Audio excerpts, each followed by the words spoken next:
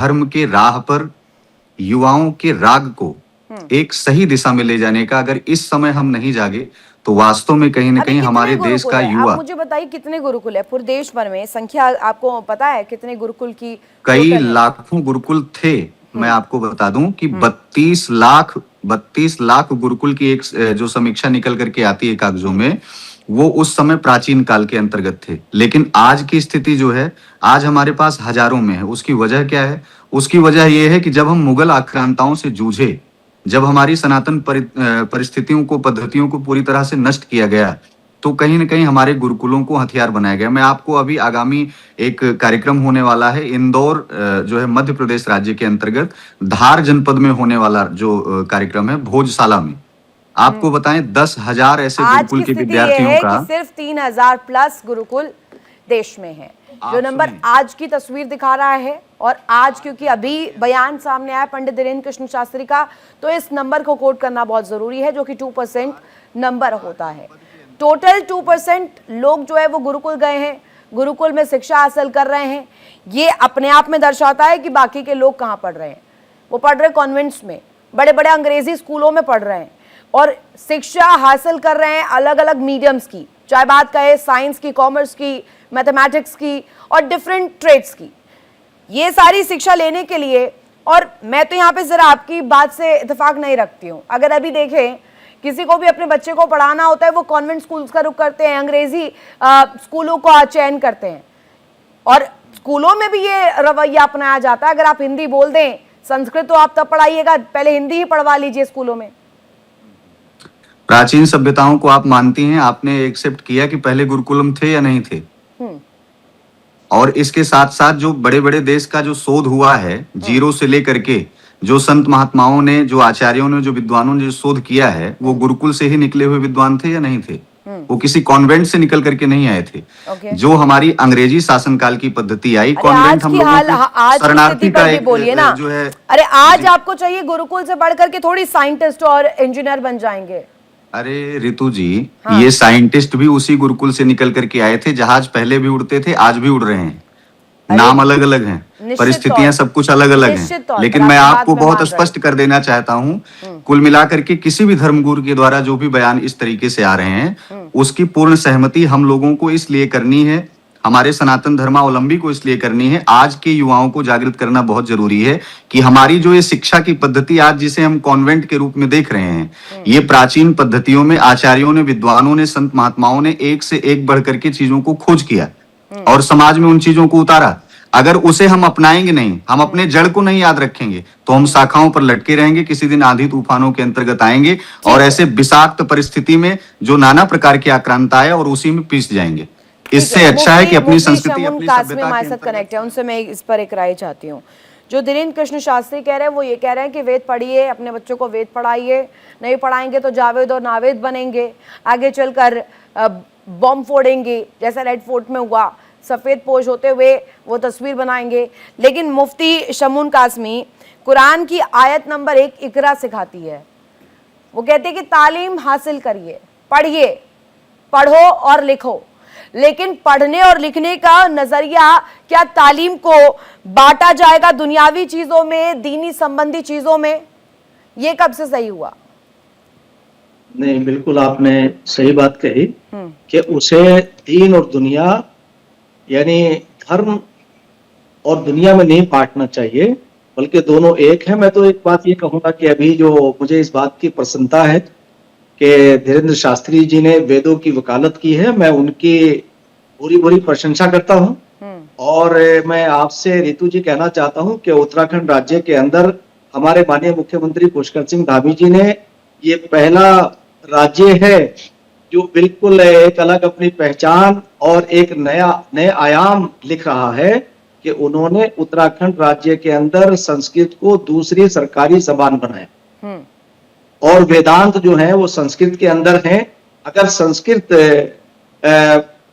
मौलवी को आ जाए, पर वो इस बात को रख रहे हैं, पहले हिंदू राष्ट्र को लेकर उन्होंने कई दफा कहा है शमून कासमी जी, और वो कहते हैं कि अगर नहीं पढ़ाया, वेदों का ज्ञान इसलिए जरूरी है ताकि वो उनका ब्रेन वॉश ना हो जाए।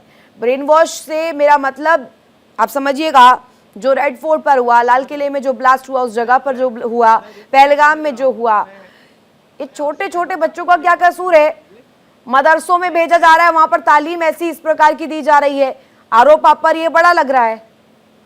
बस मुझे 60 सेकंड जरा मैं जो कहना चाह रहा हूँ, जो भूमिका मेरी है, मैंने कहा कि धीरेन्द्र शास्त्री जी की मैं प्रशंसा इसलिए कर रहा हूँ कि वेद दुनिया का पहला ज्ञान है, पहला ज्ञान दुनिया का वेद है और अंतिम वाणी कुरान है, और दोनों का मूल एक है, एको ब्रह्म द्वितीय नास्ते नेहना नास्ते कीच वादहु ला शरीक, वन गॉड विदाउट सेकंड, अव्वल अल्लाह नूर उपाय कुदरत के सब बंदे, एक ही नूर से सब जग उपजे, कौन भले कौन बंदे। मैं आपको बताऊं, जो आपने कुरान की आयत को इकरा कहा, तो देखिए आप, उसी में कुरान की एक आयत और मैं जोड़ता हूं, या अय्युहन्नास इन्ना खलकनाकुम मिन ज़करिन व उन्सा, ऐ लोगों हमने तुम्हें एक ही नर नारी से पैदा किया। अब मैंने जो उत्तराखंड राज्य के माननीय मुख्यमंत्री पुष्कर सिंह जी धामी जी का जो जिक्र किया, इसलिए कि अगर कोई अच्छा काम कर रहा है तो सारे देश के अंदर, पूरे विश्व के अंदर उनकी बात जानी चाहिए। संस्कृत दुनिया की प्राचीन जबान है, प्राचीन भाषा है। पढ़ कौन रहा है संस्कृत संस्कृत? बहुत नहीं, भाषा है। आज की प्रणाली में, आज की शिक्षा प्रणाली में नहीं। शमून कासमी जी, आज की शिक्षा प्रणाली में कौन पढ़ रहा है संस्कृत? आज पढ़ाई हो रही है अंग्रेजी की, आज पढ़ाई हो रही है साइंस में, आज पढ़ाई हो रही है मैथमेटिक्स की, अलग अलग पढ़ाइयां हो रही हैं। अब कौन पढ़ रहा है संस्कृत? अब तो ऑप्शनल टर्म में लिया जाता है। अब तो पहले जैसा चलता था रितु जी, मेरी एक बात पूरी हो सकती है। हाँ। आपने मैकाले को पढ़ लिया, आपने मैकाले ने आके हमारी शिक्षा पद्धति को बहुत ही ज्यादा नुकसान पहुंचाया। आपको मैं बता दूं कि अरबी और संस्कृत दोनों प्राचीन जबानें, मैं आपको पूरी कर दूं बात। मैंने ये कहा कि संस्कृत की और वेद की वकालत करने वाला इंसान अच्छा इंसान होगा। अब जो आप बात कहना चाह रही, जहां उन्होंने जिस तात्पर्य में उन्होंने कहा है, मैं आपको बता दूं कि अगर नावेद और नदीम और जावेद नाम हो, उनका कैरेक्टर अच्छा ना हो, तो क्या फायदा ऐसे नामों से। मैं तो आपको ये कहना चाहता हूं कि जिस दिन ये कैरेक्टर हो जाएगा तो वेद को अपनी ही मानेंगे। मैंने 30 साल पहले जब ये कहा था कि संसार का पहला ज्ञान वेद है, तो बहुत सारे विद्वान जो थे, जो तथाकथित थे, वो मेरी आलोचना करते थे। आज लोग मान रहे हैं वेद आसमानी किताब है, ईश्वर वाणी है, इसमें कोई संदेह नहीं है। और वेद को जो पढ़ेगा उसका वो अज्ञानता दूर होगी उसकी, और अज्ञानता जब दूर होगी तो नावेद और नदीम और नरेश का फर्क खत्म हो जाए। ये कह रहे हैं, सुनिए ना, वो ये कह रहे हैं कि तालीम आप लोग जो दे रहे हैं मदरसों में, उन तालीम के जरिए जिहादी भावना डाल रहे हैं। उस जिहाद का ही असर है कि ऐसे स्लीपर सेल्स बन जाते हैं। उस जिहाद का ही असर है कि इस तरीके से खुद से फट जा रहे हैं लाल किले के पास जाकर। मुझे 30 सेकंड पूरे करने के लिए दे दीजिए। मैं आपसे बता रहा हूं कि पूरा समय दिया मैंने, 60 सेकंड से ऊपर बोले हैं आप। अब आप थोड़ी बताएंगे कितने सेकंड मुझे देने नहीं देने हैं।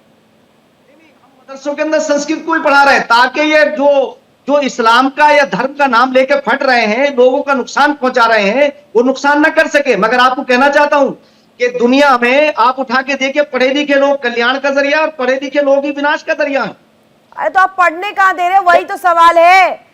आप आम मुसलमानों को पढ़ने ही नहीं दे रहे हैं। आज भी आदिल दरी बिछा रहा है, आज भी फल बेच रहा है। नहीं, अब ये तो कांग्रेस ने अपने कार्यकाल के अंदर किया है कि मुसलमानों को जो मिडिएटर थे, जो कांग्रेस के कार्यकाल के अंदर उनके मिडिएटर थे, उन्होंने देश को बहुत पीछे किया। ठीक है, मेरे साथ रामविलास जी भी जुड़े हुए हैं, हाजी नाजिम भी कनेक्ट हुए हैं। आज एक सवाल में रामविलास जी से ले लेती हूँ, उसके बाद हाजी नाजिम जी आ रहे हो आपके पास। रामविलास जी, जरा समझाइएगा। बाबा बागेश्वर कई दफा कह चुके हैं तनातनी नहीं चलेगा, सनातनी चलेगा। देश में हिंदू राष्ट्र बनेगा, हिंदू राष्ट्र का जरिया अपनाते हुए, वेदों को पढ़वाते हुए ये नावेद और जावेद से छुटकारा चाहिए। अगर वेद पढ़िएगा तो जावेद नहीं बनिएगा, नावेद नहीं बढ़ेगा। इससे आप क्या समझते हैं? जय श्री कृष्णा। आपके सभी पैनलिस्टों को जय श्री कृष्णा। देखिए, वेद प्रणीतो धर्मा अधर्मस्तद विपर्ययः वेदा नारायण साक्षात स्वयंभूरिति विश्रुता। वेद एक विज्ञान है। वेद पूरे विश्व का संपूर्ण ज्ञान जिसमें समाहित है, उसका नाम है वेद। वेद का मतलब है सही तरीके से जानना। वेद केवल एक ग्रंथ ही नहीं है, वेद व्यक्ति के पूरे जीवन को श्रेष्ठ बनाने की एक परम शिक्षा है, जो उसको भौतिक जगत में और अध्यात्म जगत में। इसका ये मतलब थोड़ी है जो वेद नहीं पढ़ रहा है वो पूरी तरीके से गलत है? तो जी थोड़ा सा समय मुझे भी दीजिए प्लीज, नहीं बोलिए ना। जिस प्रकार से बीच में कालखंड आया और जिस प्रकार से वेद को, शास्त्रों को, ग्रंथों को, पुराणों को समाप्त करने के लिए एक प्रकार की नीति बना करके सनातन धर्म के वेद को केवल भारत में ही नहीं पढ़ाया जाता था, हमारे जितने भी प्राचीन विश्वविद्यालय थे उसमें सभी विश्व के जो विशिष्ट लोग थे वो आकर के अनुसंधान करते थे। और उसी में जितने भी पुराण हैं, आज महाभारत को देख लीजिए जिस पर नासा, इसरो आज पूरा रिसर्च कर रहे हैं। आज जर्मनी में आप चले जाइए, संस्कृत पर वो तबका कह रहा है नावेद और जावेद जैसे शब्दों का प्रयोग करना ये ना सिर्फ प्रतीकात्मक रूप से बल्कि आपत्तिजनक है, विभाजनकारी है, ये सोच विभाजनकारी है। बिल्कुल भी विभाजनकारी नहीं है। ये जो वेद की बात है यह सबको जोड़ने का है। वेद सबको साथ में लेकर के और सभी के उन्नति के लिए, सभी के उन्नयन के लिए वेद अपने वाक्य बोलता है। हाजी नाजिम जी कनेक्ट हो गए, उनसे एक बार जान लेती हूँ। एक मिनट, ओपनिंग कमेंट के लिए जाना चाहती हूँ मैं। हाजी नाजिम जी, ये जो मैंने अभी इससे पहले कोट किया था आयत नंबर 1 कुरान की इकरा को लेकर, जिसमें कहा जाता है तालीम दीजिए, पढ़िए लिखिए जिससे आप आगे जाइएगा। लेकिन फिर तालीम इस तरीके से भी नहीं होनी चाहिए कि वो दुनियावी भाषा में, दुनियावी चीजों में और दीनी संबंधी चीजों में फर्क कर दे, दो हिस्सों में बांट दे। अब यहां पर कहा गया है धीरेन्द्र कृष्ण शास्त्री द्वारा कि अगर वेद नहीं पढ़ेंगे तो जावेद और नावेद बनेंगे। आप क्या समझ रहे हैं इस पर? हाँ रितु जी, मेरी आवाज आ रही है? जी बाबुलंद। हाँ देखिए, बिल्कुल आपने कुरान शरीफ की जो बात करी तो देखिए इकरा के मायने ही पढ़ने के होते हैं। और रही बात ये यहाँ पे कहा कि भी नावेद और जावेद, भाई हम डॉक्टर एपीजे अब्दुल कलाम साहब बने पढ़ाई लिखाई करके, हम वीर अब्दुल हमीद बने, हम उस्मान ब्रिगेडियर बने, और तो और जो आपने देखा होगा पाकिस्तान को घुटने पे टिका दिया सोफिया कुरैशी के नाम से जाने जाते। अब बताइए कितने हम आपको उपलब्धियां बताएं, लेकिन आप सिर्फ और सिर्फ यहाँ मुस्लिम समाज को टारगेट करने वाली बात कर रहे थे कि आपका दीन आपके साथ है, हमारा दीन हमारे साथ है। देखिए हम दीन के साथ मदरसों से पढ़कर के ये सिखाया जाता है कि जाकर के मजहब पूछिए, आपको आती है कि नहीं आती है। आप पूरी तरीके से पहलगाम की तस्वीर को याद कीजिए, लाल किले के पास क्या हुआ, नमाज पढ़ने चले गए एक शख्स अयोध्या में राम मंदिर में, उसे कोट किया जा रहा है कि अब मदरसों में पढ़ाइएगा तो यही होगा। हाँ रितु जी, देखिए अभी आपने पहलगांव की घटना का जिक्र करा, तो देखिए पहलगांव की घटना जो घटी उसका हम लोगों को बड़ा दुख था, क्योंकि दहशतगर्द मुल्क से इंसान की शक्ल में हैवान आए थे, लेकिन वही इंसानियत को बचाने के लिए इंसान की शक्ल में मुसलमान थे। और रही बात अभी आपने अयोध्या का जिक्र करा, तो देखिए अयोध्या के मंदिर में इतनी स्ट्रॉन्ग सिक्योरिटी लगी हुई है, वो शख्स पहुंच कैसे गया? उसने वहां पे वजू भी करा, अब वजू का सुन तो लीजिए, वजू भी करा, फिर उसके बाद उसने नमाज जवाब भी लिया गया है। सुनिए हाजी नाजिम जी, मुझे ये बताइए, ये जो नॉन बिलीवर वाला कॉन्सेप्ट है, कम से कम धीरेन्द्र शास्त्री वो तो नहीं कह रहे हैं ना, वो ये तो नहीं कह रहे कुरान नहीं मानते तो काफिर होंगे। हाँ सुन लीजिए, अभी आपने काफिर का शब्द का इस्तेमाल करा, तो काफिर सऊदी अरब के लोगों के लिए इस्तेमाल हुआ हुआ है जहां पर मजहब इस्लाम को लाया गया, लेकिन भारत के अंदर किसी भी हिंदू को काफिर नहीं कहा गया। लेकिन यही तो एक नैरेटिव सेट कर दिया जाता है कि भारत के हिंदू भाइयों को काफिर कहा जा रहा है, और जबकि ऐसा कोई कुछ नहीं है। हमारे तो यहाँ मुफ्ती साहब, नॉन बिलीवर कौन हुआ? नॉन बिलीवर कौन हुआ? और एक चीज और मैं कह रहा हूं, कौन हुआ? मुसलमान में कोई नॉन बिलीवर तो होगा नहीं कुरान का, फिर कौन नॉन बिलीवर कौन है? हाँ सुन तो लीजिए, यहाँ भारत के अंदर भी नास्तिक लोग पैदा है, भारत के अंदर भी जो भगवान के अंदर भी आस्था नहीं रखते, ऐसे भी लोग हैं कि वो अपने धर्म को भी नहीं मानते, वो नास्तिक है। तो नास्तिकों की तो कोई गिनती नहीं है। लेकिन मैं ये कहना मानते, आप ये नहीं मानते कि यहाँ पर अगर हिंदू का बच्चा जैसे अगर आगे पढ़ करके साइंटिस्ट, इंजीनियर, डॉक्टर इस तरीके की उपाधियां मिल रही है, वैसे ही मदरसों के जरिए अगर ना जा करके, मदरसों में ना पढ़ करके, अगर अच्छे स्कूल में कहीं अच्छी शिक्षा ग्रहण करके एक मुसलमान का बच्चा, एक मुसलमान भी आगे बढ़ जाए, इसमें क्या दिक्कत है? हाँ रितु जी, बिल्कुल आपकी बात सही है। देखिए हमारे यहाँ पर जो मुफ्ती साहब बैठे हुए हैं, बाकायदा मदरसे बोर्ड के अध्यक्ष हैं, और देखिए माशाल्लाह आपने देखा होगा उत्तराखंड के अंदर बहुत अच्छा मदरसा चला रहे हैं, वहां से ये देखिए मदरसे को आधुनिकरण में भी जोड़ रहे हैं, बहुत सारी ऐसी चीजें जो मुफ्ती साहब कर रहे हैं।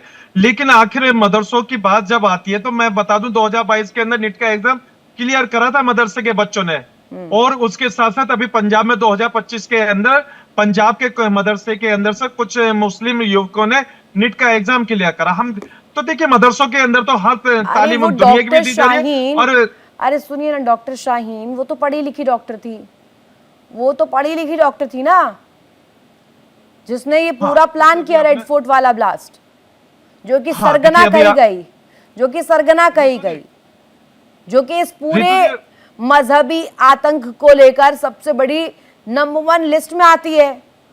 अब पुरोहित जी मुझे ये बताइएगा, अब संत समाज की तरफ से आवाज उठी है हिंदू राष्ट्र को लेकर, धीरेन्द्र कृष्ण शास्त्री कह रहे हैं उन्हें हिंदू राष्ट्र चाहिए। अब साथ ही साथ नावेद जावेद इन तरीके चीजों का जिक्र भी कर दिया गया। लेकिन आपके ऊपर बड़ा आरोप ये लग रहा है कि आपने जानबूझकर प्रतीकात्मक रूप में मुसलमानों को टारगेट किया है। नावेद और जावेद ये शब्द, ये वर्ड, ये नेम आपने जानबूझकर कहा है और एक ईंधन इस पूरे मसले में डालने की कोशिश की है। आपका टेक इस पर? ये पूरा एक वातावरण बना हुआ है जो भयावह दृष्टि से कहीं ना कहीं देखा जा रहा है, जो तमाम प्रकार के जिहाद को उत्पन्न करता है। और आप स्वाभाविक हर एक व्यक्ति जान गया है, वो लव जिहाद है, थूक जिहाद है, तमाम प्रकार के जिहाद हैं वो हर प्रकार से। इन परिस्थितियों को देखते हुए अगर समाज में हम युवाओं को प्रेरणा नहीं देंगे, उनको जागृत नहीं करेंगे तो हम क्या करें? क्योंकि ये मौलाना, ये हाजी नाजिम जी या और भी जितने भी मौलाना हैं, इनके भड़काऊ भाषण आते हैं कि 15 मिनट के लिए पुलिस हटा लो, 15 मिनट के लिए ये कर लो। ये समाज में कभी इनकी ये प्रेरणा नहीं जगी कि हम अपने युवाओं को जागृत कर रहे हैं कि वो शिक्षित बने, शिक्षित बन करके वो एपीजे अब्दुल कलाम जैसे आचरणों को अपने जीवन में उतारें। ये उदाहरण तो दे बैठे, लेकिन इनके ही कैटेगरी से निकले हुए लोग जो समाज में अराजकता को जन्म दे रहे हैं, ये उस पर कब बोलेंगे? इनके मौलाना उस पर कब बोलेंगे? समस्या इसी बात की है कि इसी समाज में, इसी भारत में, इसी राष्ट्र में रह करके तमाम प्रकार की अराजकताओं को सिर्फ एक टोपी धारक समुदाय अगर जन्म दे रहा है, सिर्फ एक टोपी धारक समुदाय अगर इस चीज का जन्म दे रहा है, तो इन लोगों को इस पर बोलना चाहिए कि हमारे युवा इतने कैसे गिर चुके हैं, ये कैसे आक्रांता बाबर के विचारों को, खिलजी के विचारों को, इल्तुतमिश के विचारों को ये कैसे अपने जहन में ला रहे हैं। ये चीज ये कब बोलेंगे? ये इसलिए नहीं बोल रहे हैं कि इनको इनका ब्रेन वॉश किया जाता है, इनको समाज में इसी तरीके से पोषित करके उतारा जाता है कि आप लोग एक कम्युनिटी को हमेशा टारगेट करते रहे। देखिए बिल्कुल नहीं टारगेट करते रहते हैं। हम लोग रसखान के दोहे पढ़ करके समाज को प्रेरित करते हैं, कैसे टारगेट कर सकते हैं? लेकिन जिस तरीके से जिन परिस्थितियों का निर्माण आप जैसे तमाम प्रकार के जो समाज का नेतृत्व करने वाले तमाम ऐसे मौलाना हैं, उनके माध्यम से समाज को प्रेरित नहीं किया जा रहा है, ये कड़वा सत्य है। और आज का युवा जग चुका है, आज की परिस्थितियां जग चुकी हैं, आज के विचार जग चुके हैं, और मुंह तोड़ जवाब इसका कहीं ना कहीं आप लोगों को मिल रहा है। बिल्कुल रितु जी, मेरा एक सवाल है, ये बार बार हिंदू राष्ट्र की मांग होती है। भाई हिंदू राष्ट्र का मैनिफेस्टो क्या है? उस मैनिफेस्टो को आप सार्वजनिक कीजिए कि आप हिंदू राष्ट्र के अंदर ये सब चीजें लेके आएंगे। ये नहीं कहता है कि देश के मुसलमानों को बाहर निकाल दिया जाए। हाजी नाजिम, पहले I must make it very clear to you, Haji Nazim ji ये समझ लीजिए कि हिंदू राष्ट्र का मतलब ये नहीं है कहीं से भी कि मुसलमानों को बाहर निकाल दिया जाए देश के। मैनिफेस्टो आपको चाहिए, आपको मिलेगा। और ये भी नहीं कहा गया, आप हाजी नाजिम आप भी तो मुसलमान हैं, आपको भी यहाँ पर परेशानी हो रही है क्या? किसी तरीके से आपको भी प्रताड़ित किया जा रहा है क्या देश के भीतर? सुन तो लीजिए रितु जी, सुनाइए। मैं कह रहा हूँ कि भारत के मुसलमान को कोई भारत से अलग नहीं कर सकता। किसी में इतनी बड़ी ताकत नहीं है कि भारत के मुसलमान को भारत से अलग करते। भारत का मुसलमान इस दुनिया में सुन लीजिए, भारत का मुसलमान नहीं गाते, आप वंदे मातरम नहीं गाते, आपको भारत में रहना भी है, आपको भारत की जो है अस्मिता से दिक्कत भी है। जितने आक्रांताओं ने भारत के मंदिरों को ध्वस्त किया, आप क्यों नहीं चिल्ला के बोलते? आपके बयान क्यों नहीं निकल करके आते? मौलानाओं के बयान क्यों नहीं निकल करके आते कि बाबर के द्वारा आज जो ताजमहल बना हुआ है वो हमारे शिवालय में है, आज जो मक्का मदीना बना हुआ है वो हमारे शिवालय में है। इन चीजों को आप क्यों नहीं बोल रहे हैं कि नहीं, हम भारत की अस्मिता के संरक्षण के लिए हम लोग हिंदू राष्ट्र या फिर हम एक समरसता का भाव प्रकट कर रहे हैं? हम तो सिर्फ भारत को एक राष्ट्र मानते हैं और अगर आप समरसता का भाव प्रकट करेंगे तो आप वंदे मातरम क्यों नहीं एक्सेप्ट करते? आप मानते हैं, मैं मान गई हाजी नाजिम। हाजी नाजिम एक मिनट, आप संविधान मानते हैं, आप देश मानते हैं, मान गई मैं आपकी बात। लेकिन वो लोग कौन है फिर जो राम मंदिर के भीतर सीता रसोई जाकर के वहां पर नमाज पढ़ने की कोशिश करते हैं? दूसरा, अब पहलगाम वाला मैंने 3 बार गिनवाया, नेम प्लेट वाला मुद्दा आप याद कीजिए, नेम प्लेट लगाने का जो मुद्दा गरमाया था वो क्यों गरमाया था? नाम रखेंगे वैष्णो ढाबा और उसके अंदर कोई मुसलमान, कोई आलिम, कोई खालिद बना रहा होगा खाना। तो ये तो छलावा ही है ना, इसी छलावे के लिए तो करा जा रहा है ये सारा चीज। हाँ रितु जी, देखिए अब आपके सवाल है, उनके जवाब में दे दो। भी आपने अयोध्या का जिक्र करा तो मैंने कहा अयोध्या के मंदिर पर सिक्योरिटी बड़ी हाई अलर्ट है। वो शख्स कैसे चला गया, उसने वहां वजू भी अब करा, आप इधर उधर चले जाएंगे, आप सिक्योरिटी पे चले जाएंगे, आप नहीं बोलेंगे। अब हाजी नाजिम के जबान सिल गए हैं, अब नहीं बोले जाएगा आपको। मैं पूछ रही हूँ वो लोग कौन है जो हिंदुओं की आस्था पर वहां पर प्रहार करने की कोशिश करते हैं, सीता रसोई के भीतर जाके नमाज पढ़ने की कोशिश करते हैं, उनके लिए क्यों नहीं हाजी नाजिम बोल रहे हैं? गया कैसा है? अरे सुन लीजिए, जांच हो जाने दीजिए, उसकी जांच करवा दीजिए, सब पूरे देश को पता चल जाएगा। हो सकता है क्या पर दो शब्द तो बोल लिए होते, दो शब्द बोल लिए होते उस सोच पर। सुरक्षा में चूक गए, मैंने मान लिया, चलिए। हाँ, जांच हो जानी चाहिए। और दूसरी बात, अभी आपने पहलगांव की घटना का जिक्र करा, पहलगांव की घटना का जिक्र हम लोग भी करते हैं, हमें बड़ा दुख है, लेकिन बार बार अगर एक मुसलमान अगर आतंकवादी है तो पूरी कम्युनिटी को टारगेट नहीं कर सकते। भी पूरा समाज को आप कैसे टारगेट कर सकते हैं? हम कहते हैं कि भारत के अंदर उन आतंकियों के लाशों को, जब हमारे जो आर्मी है जब उनको ढेर कर देती है आतंकियों को, उनकी लाशों को भारत में दफन नहीं होना दीजिए। हम तो खुद भारत सरकार से मांग करते हैं कि भारत की पाक सरजमी पे उन आतंकियों को दफन मत कीजिए, लेकिन आखिर क्या वजह है कि क्या भारत करना की पाक चाहिए? सरजमी मदरसे को खोल दफन दे, पूरे मदरसे खोल दे, स्कूलों को बंद करा दे हाजी नाजिम। तो मैं ये कहना, देखिए मदरसे हमारे अपने दीनी तालीम के लिए हैं, और उसके लिए आधुनिकरण वाली बात जो है, देखिए मुफ्ती समनून कासमी साहब बताएंगे, क्योंकि इन्होंने मदरसे के आप बता दीजिए हाजी नाजिम, आप ना वंदे मातरम बोलेंगे। अरे सुनिए ना, संविधान की पूरी आप पुलिंदा लेकर के चले आते हैं आपके ही मन से। मैं आपको कोई प्रेशर नहीं डाल रही, आप मुझे बोलिए, आप वंदे मातरम बोल पाएंगे अभी ऑन स्क्रीन? हाँ देखिए, राष्ट्रगीत की बात करूंगा मैं। बोलिए, वंदे मातरम बोल लेंगे आप? सुप्रीम कोर्ट के आदेश की आवेदन कर रहे हैं आप? मैंने तो आपको कहा ही नहीं, आप सुप्रीम कोर्ट का सुन लीजिए, मैंने आप पे प्रेशर नहीं बनाया, मैं कह रही हूं आप अपने मन से ही बोलिए ना।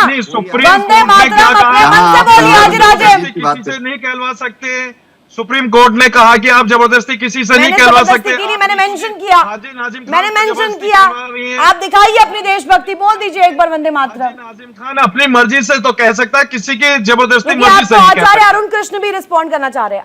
अरुण कृष्ण ने भी अभी ज्वाइन कर लिया है। अरुण कृष्ण जी को रखिए जरा। अरुण कृष्ण जी, ये जो पूरा मुद्दा है, वेद पढ़ेंगे और नावेद और जावेद नहीं बनेंगे, बाबा बागेश्वर ये कह रहे हैं कि सीधे सीधे वेदों का ज्ञान होना चाहिए। अगर वेदों का ज्ञान नहीं हुआ तो आसानी से ब्रेन वॉश करके स्लीपर सेल बना दिया जाएगा और वो लोग बना दिए जाएंगे जो कि फट जाए, अपनी जानों की आहुति दे दे इस जिहादी चैप्टर में। अरुण कृष्ण, जब कोई जिहादी अपराधी पकड़ा जाता है तो ये जो मुल्लाओं का एक सिस्टम आकर बोलता है कि साबित थोड़ी हुआ है, लेकिन साध्वी प्रज्ञा जिसको हाई कोर्ट ने बाइज्जत बरी कर दिया है, वो इनके लिए आतंकवादी है। और ये कह रहे हैं कि एक मुसलमान, अच्छा जी, आज का 2026 का सबसे बड़ा चुटकुला अगर किसी ने सुनाया है तो सुनाया हाजी नाजिम ने कि एक मुसलमान आतंकवादी है। अरे भैया, पूरी दुनिया में मुसलमान ही आतंकवादी हैं। कभी कोई सुना है भगत सिंह आतंकवादी ब्रिगेड, अर्जुन आतंकवादी संगठन, सारे संगठन मोहम्मद के नाम से सुना देता हूं। आईसिस, भारत की जासूसी करने वाले, दहशतगर्द को खुफिया बातें भारत की बताने वाले, पहुंचाने वाले उन जासूसों को क्या कहेंगे आप लोग? अरे आप उन लोगों को क्या कहेंगे जो भारत की जासूसी दहशतगर्द तक पहुंचा रहे हैं? उन जासूसों के बारे में ये सारे सिखों के नाम से या सनातनियों के नाम से नहीं है, ये सारे मुसलमानों के नाम से आतंकवादी संगठन है।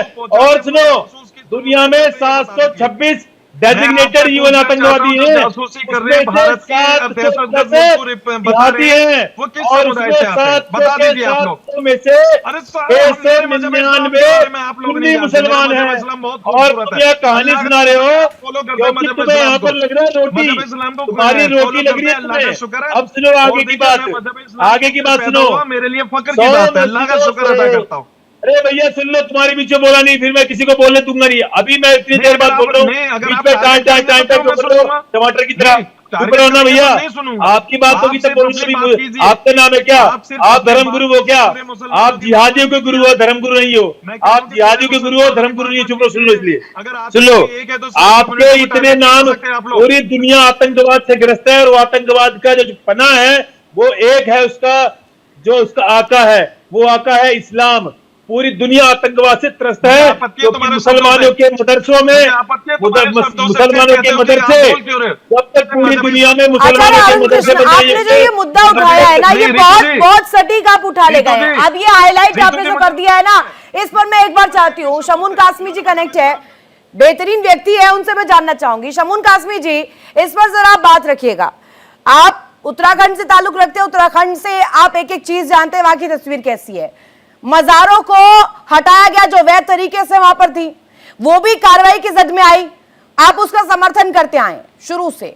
अब ये मुझे बताइएगा, अगर जैसा कि आचार्य अरुण कृष्ण कह रहे हैं कि चाहे 26/11 उठाइए, 9/11 उठाइए, सारे आतंकी संगठन उठाइए, लिस्ट बनाइए पूरी, सब कौन है सर? गलत क्या बोल रहे हैं वो? देखो ऋतु, ये आपको बताया, मैं तो ये कह रहा हूँ कि हमारे उत्तराखंड राज्य के अंदर जहां भी अवैध मदरसे थे या अवैध मजार थे, जो बड़ी कीमती जमीनों पर बने हुए थे, वन विभाग की सरकारी जमीनों, हमारे माननीय मुख्यमंत्री पुष्कर सिंह धामी जी ने साहस और एक विजन के साथ उन्हें हटाया। उनका कोई विरोध नहीं हुआ, आपको बताया क्यों नहीं? कि मुस्लिम समाज को उसका कोई लाभ नहीं था। कुछ चंद ऐसे भी मजारों का कॉन्सेप्ट, अभी अब दो मुस्लिम जो तबके से आ रहे लोग हैं, एक स्कॉलर मेरे साथ है, पीस पार्टी के प्रवक्ता मेरे साथ है, मैं जितना समझ पाई हूँ पूरे इस्लाम को, मैं इतना जानती हूँ, मजारों का कॉन्सेप्ट वैसे भी है नहीं, मजार 2 ही है, और मजार जो जितनी भी बनती है देश भर में, भारत में कहूँ, सारी अवैध ही है।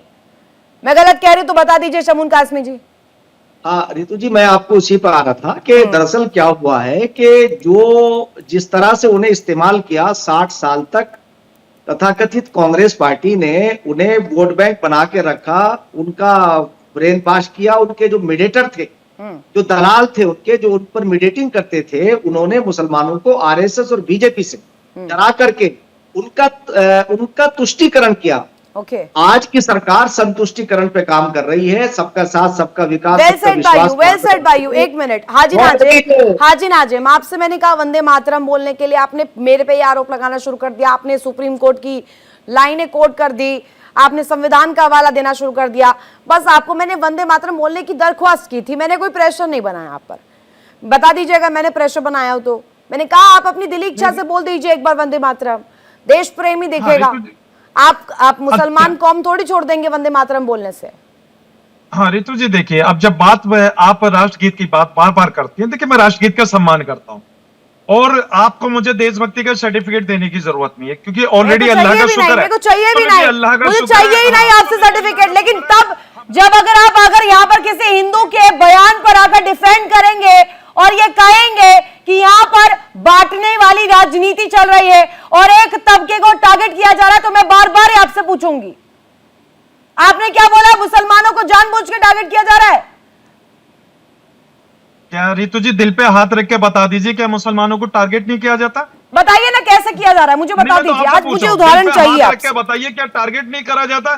कहीं भी दाढ़ी बिल्कुल टारगेट नहीं किया जा रहा है। समाज में समरसता के भाव को देखते हुए कहीं भी मुसलमान अगर जाता है तो उसको धार्मिक नारा लगा दिया जाता है। आचार्य अरुण कृष्ण आपको जवाब देना चाह रहे हैं, पुरोहित जी भी देना चाह रहे हैं। अरुण कृष्ण को रखिए, पहले लेट ज्वाइन किया। देखिए, ये जो बैठा है हाजिम नाजिम, राष्ट्रीय चैनल पर आके हाजिम नाजिम ने बोला हुआ है कि पूरी दुनिया में कुरान हाफिज होनी चाहिए। ये जो व्यक्ति बैठा हुआ है हाजिम नाजिम, इसने राष्ट्रीय चैनल पर, आपके चैनल पे बोला हुआ है कि पूरी दुनिया में कुरान होनी चाहिए, पूरी दुनिया में। ये शब्द हैं। अगर ये अपने अल्लाह की असली बंदे हैं तो बोल दे कि झूठ बोल रहा हूं मैं। इस हाजिम नाजिम ने राष्ट्रीय चैनल पर बोला हुआ के कि पूरी दुनिया में कुरान होनी चाहिए। तो ये सारे जिहादी हैं और इनका काम है पूरी दुनिया के अंदर कुरान के नाम पर आतंक फैलाना। और आपको बताता हूं, अभी आपने कितने बड़े मक्कार हैं, झूठे हैं या कुरान से परे हैं, ये भी बताता हूं आपको। अभी आपने असदुद्दीन ओवैसी की एक लाइन सुनी होगी कि एक दिन भारत में बुर्के वाली इस देश की प्रधानमंत्री बनेगी। ऋतु जी, आपने सुनी थी लाइन? जी। अच्छा, तो अब देखो ये कितने इनकी मक्कारी बताता हूं आपको मैं। सही हदीस 7099 क्या कहती है? कहती है कि इनके मोहम्मद ने खुद कहा कि एक महिला का, अभी सुनना आप, कितनी जबरदस्त बात कहूंगा आपको मैं। एक महिला यदि, ये देखो ये नहीं सही बुखारी की 7099, एक महिला यदि किसी देश की प्रधानमंत्री बनती है या अगर महिला शासक होती है तो राष्ट्र पूरी तरह से विफल हो जाएगा। ये मैं नहीं कह रहा हूं, ये इनके प्रॉफिट मोहम्मद ने सईद उल बुखारी के अंदर बोला हुआ है 7099 में कि यदि आप, क्योंकि तुर्कों ने एक महिला को अपने देश में प्रधानमंत्री बना दिया था, शासक बना दिया था, जिसका इनके प्रॉफिट मोहम्मद ने पूरी तरह विरोध किया था और ये कहा था कि जिस देश में औरत शासक बनेगी वो देश पूरी तरह से विफल हो जाएगा। ये कितने बड़े देखो मक्कार है, इनके प्रॉफिट मोहम्मद क्या कह रहे हैं और ये टीवी चैनल पे आके क्या कह रहे हैं कि एक दिन बुरके वाली महिला शासक बनेगी, और प्रॉफिट मोहम्मद क्या कह रहे हैं, अगर बुरके वाली महिला शासक बनेगी, कोई भी महिला शासन करती है आचार्य अरुण कृष्ण, ये काफिरों वाला कॉन्सेप्ट भी इनके यहाँ से आता है कि जो कुरान नहीं मानता वो काफिर है।